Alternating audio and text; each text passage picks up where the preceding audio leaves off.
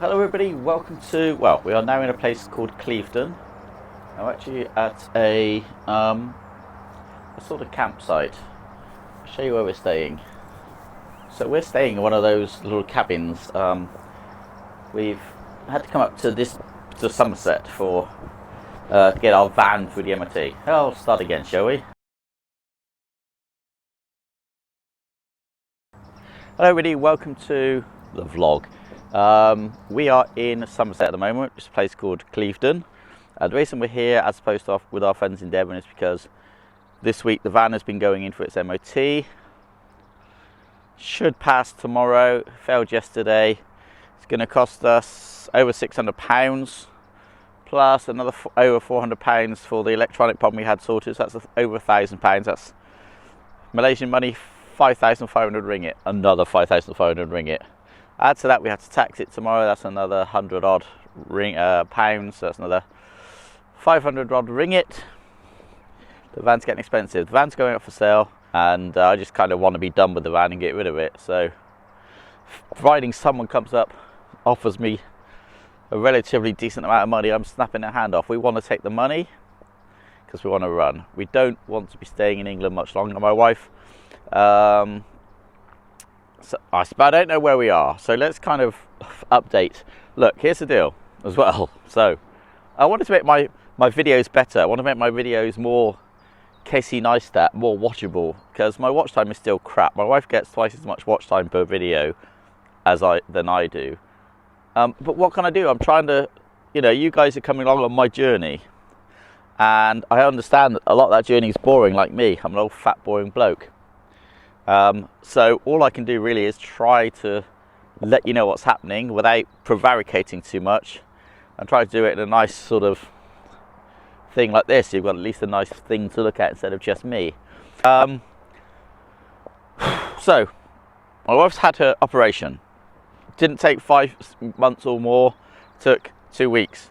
As soon as we got the monitor set up, which was monitoring her pacemaker and how it was doing, the day after we set it up, they phoned her up and said, "You've got to come in and get this done." I mean, so obviously, I guess that thing had been going down a lot. She realised something was wrong because she was feeling very cold. She was very, very tired. So that's done.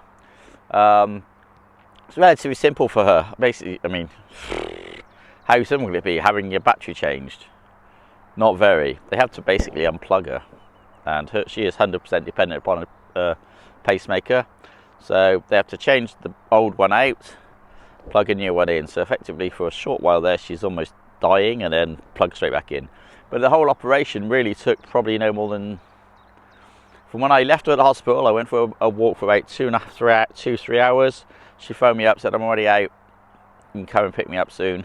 I've just got to wait a period of time while the drugs wear off and I'm not quite as crazy." So that's what happened. Everything's been fine since then. The wound's good. The only problem is it sticks out. The pacemaker's literally sticking out, like a thumb sticking out. So we're a bit concerned about that, because obviously it means she can catch it on things. She has a 6-week checkup, which will be now in 4 weeks' time. After that point, providing the van is gone, there's really not a lot holding us back. However, we do want to have a quick look around Wales. She wants to go up to Yorkshire, which is where some of her family came from, and we want to go up to Scotland, so I've never been. This is going to be, all being well, our last trip to England. We don't want to have come back here again. That is it. So how are we going to survive? Because obviously we can't stay in Malaysia full time. Now I heard a rumour, I don't know if this is true, that over 60s can get a 6-month visa. I don't know if that's true. But if that is true, then that basically means that I can go into Malaysia for 6 months, travel around Malaysia, and then I can go off to visit my son in Brunei, my other son in Brunei, to see my grandchildren, 2 grandchildren, one I haven't seen yet, and then on to the Philippines to see my mother-in-law and brother-in-law, my wife's brother and mother. In the Philippines, and also I want to look in the Philippines, because the fact is we don't have a F-load of money left anymore, and our rent now has gone up a ridiculous amount. So it's unsustainable for the future. We've got 2 more years on this rental agreement, new agreement, 2 years. At the end of that, we need to move. I cannot afford to be paying money we're paying. I might as well be living in England if I'm paying that kind of money. And yes, I live on a great place. We have a swimming pool, we have a gated community, it's all perfectly safe. But I've got to look for our future financially. We ain't got a lot of money. So we're going to be looking at the Philippines. Now, the problem with the Philippines is hotels are expensive. And I think rent is expensive. But we're going to have a look just to see. I need to scratch the itch that tells me that it's not cheaper to be in the Philippines.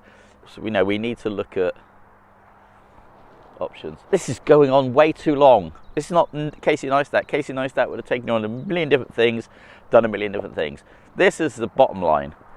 Van's got the MOT tomorrow, should pass because it's going to have a lot of work done to it. New brakes, a new tyre, new wipers and other bits and pieces. £600 plus an electrical thing we just had changed recently to get it even running. So another £400, so well over £1,000. Then we've got to get tax. I think we've got insurance for now. I've got less than a month left now on our storage agreement, so I need to sell it in 3 weeks. I need to get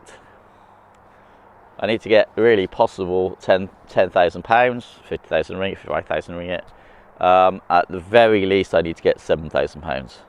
I need to shift it quickly. Then we can do a bit of travelling. Then back to Malaysia. That's it.